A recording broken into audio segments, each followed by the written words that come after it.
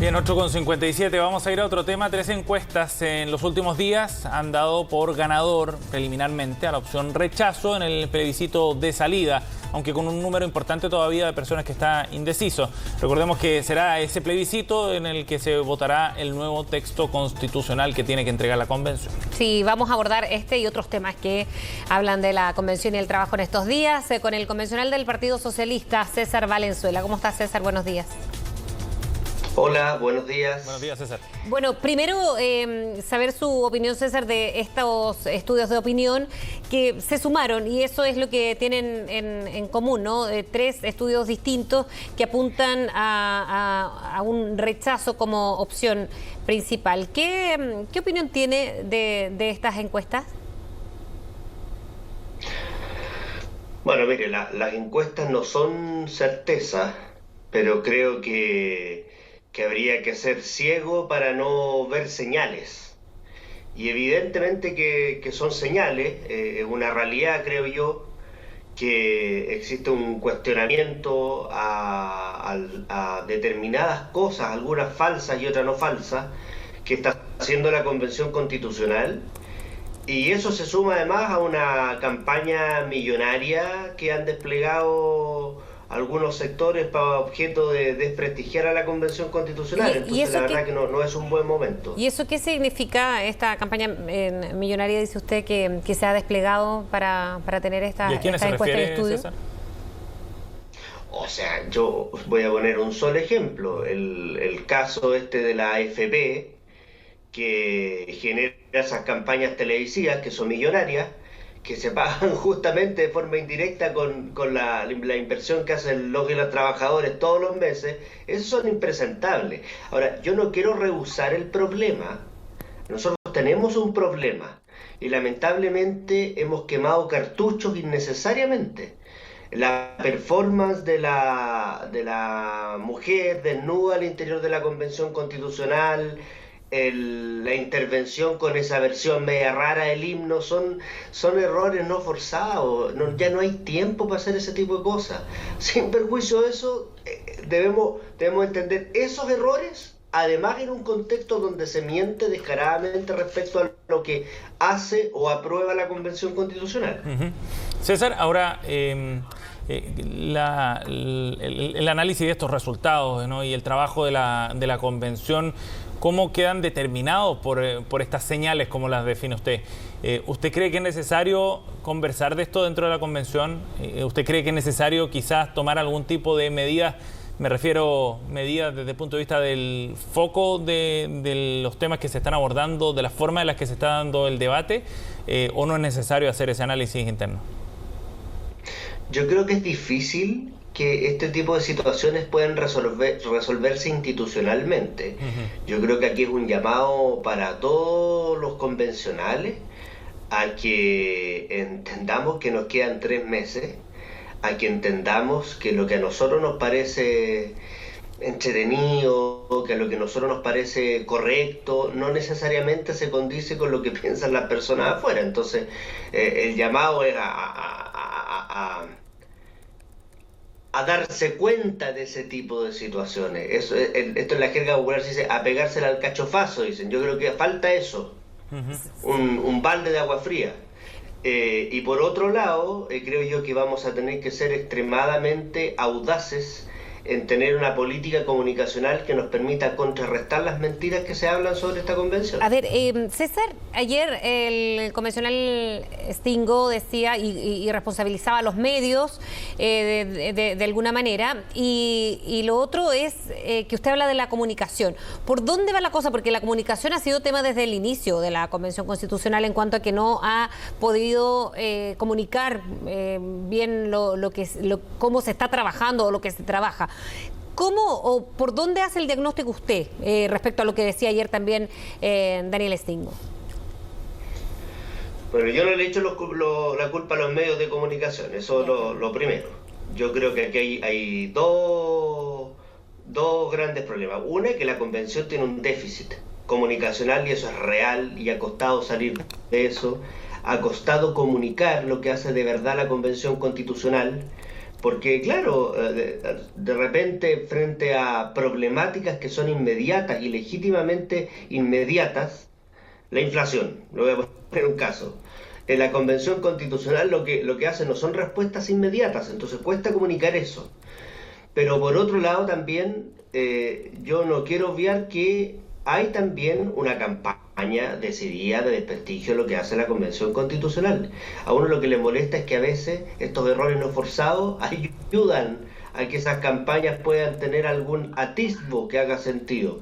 Entonces es una situación bien compleja. Yo espero que ahora que vamos a tener ya noticias respecto a los derechos sociales podamos ir revirtiendo esta falsa sensación que se ha generado en torno a la Convención Constitucional.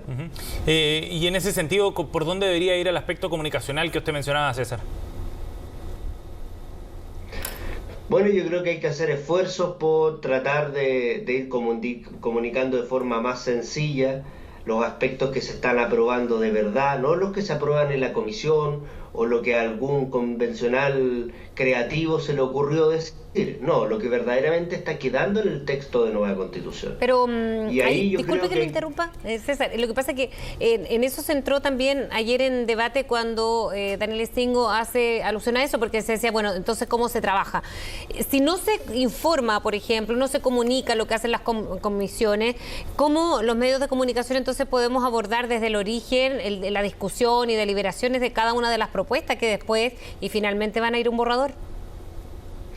Sí, que por eso que yo no he responsabilizado en ningún momento a los medios de comunicación y he dicho que eso es responsabilidad esencialmente nuestra, de los convencionales. Y eso es algo que se hace. Nosotros 1 o 2 veces a la semana estamos comentando los avances de la Comisión de Derechos Fundamentales, por ejemplo. Entonces, ahora, ¿eso ha sido suficiente? No, hay que ser muchísimo más audaz en comunicar esas cosas, pero siempre teniendo presente además que vamos a tener una campaña de desprestigio por el lado, porque es evidente, porque aquí hay intereses económicos que están en juego, es mucha plata. César, y en ese sentido, esa campaña que usted califica de desprestigio, ¿no es sencillamente el mensaje de aquellos grupos que están disconformes con lo que han visto o lo que entienden que ha avanzado la convención hasta ahora?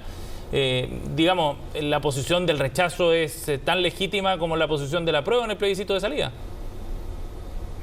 Oh, por supuesto, no, yo en eso quiero ser claro, o sea, evidentemente en una democracia a uno le pueden parecer o no las cosas, lo que parece que es poco ético es que sea justamente una de las empresas interesadas, mayormente interesadas en este proceso, la que despliegue campañas millonarias con fondos que indirectamente pertenecen justamente a todos los que las afiliadas. Imagínense que hay una tremenda discusión falsa por lo demás, que si los fondos de pensiones son o no son de los trabajadores. Bueno, lo que uno aspira a que en el nuevo sistema de seguridad social ninguna empresa indirectamente pueda gastar las millonadas que significa una campaña publicitaria en la televisión con fondos que en rigor deberían estar destinados a mejorar las pensiones de los chilenos y no destinados a campañas millonarias para defender sus propios intereses. Entonces ahí evidentemente que uno ve que hay mano negra. César, me gustaría preguntarle respecto a otro tema. Tiene que ver con el informe y el acuerdo, el gran acuerdo, como lo han definido, de la Comisión de Sistema Político, que tiene que ser discutido en el Pleno. Me gustaría saber cuál es la posición del colectivo socialista en particular. ¿Hay espacio para hacer cambios en el Pleno y para eventualmente votar en contra de ese mismo acuerdo o alguno de los puntos, digamos, desde su sector? Se lo pregunto por las críticas que ha recibido también este informe y este acuerdo alcanzado a nivel de comisión. A ver, yo entiendo que se alcanzó a un acuerdo grueso sobre dos poderes que son fundamentales, que es el Ejecutivo y el Legislativo, y los acuerdos se honran. Yo valoro mucho el trabajo ahí que hicieron nuestros representantes, Ricardo Montero, Pedro Muñoz, Maximiliano Hurtado, pero yo entiendo que los acuerdos no son dogmas tampoco. O sea, usted comprenderá que en la profundidad y en la cantidad de artículos yo entiendo de que nosotros tenemos el legítimo derecho de decir en algún inciso, mire, esto lo puedo rechazar en particular para que vuelva a la comisión. Yo creo que eso es perfectamente posible, de lo contrario estaríamos hablando ya de escrituras sagradas y no de acuerdos políticos. O sea, para ser preciso, hay espacio entonces para hacer modificaciones, incluso en temas que pueden ser sustantivos. Por ejemplo, sobre la forma y las atribuciones que tiene esta instancia que va a reemplazar al Senado. Yo entiendo, yo no soy parte de esa comisión, no soy parte directa de ese acuerdo, pero yo entiendo que lo que no puede cambiar es el grueso, es la esencia del acuerdo. O sea, no podríamos llegar ahora con un régimen parlamentario, por poner un ejemplo, pero creo que hay espacio para temas, para detalles, de poder ir mejorándolo, por supuesto. Pero hay espacio, pero tiempo no tanto, porque igual los tiempos están bien acotados precisamente, César. Entonces, si los acuerdos no son dogmas y se van haciendo cambios, que me imagino en eso también se basa el trabajo de la convención. El problema es que se han visto contra el tiempo y se ha hablado en innumerables ocasiones de extenderlo y eso ya parece no ser tema a estas alturas, ¿no? Lamentablemente.